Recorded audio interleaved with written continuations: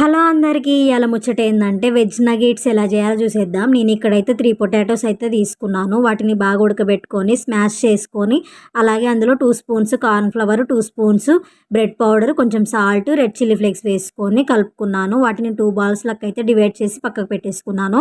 ఇప్పుడు ఇంకో ప్లేట్లో బ్రెడ్ పౌడర్, సాల్ట్, మిరియాల పొడి, రెడ్ చిల్లీ ఫ్లేక్స్ వేసుకొని కలిపి పక్కకు పెట్టేసుకున్నాను.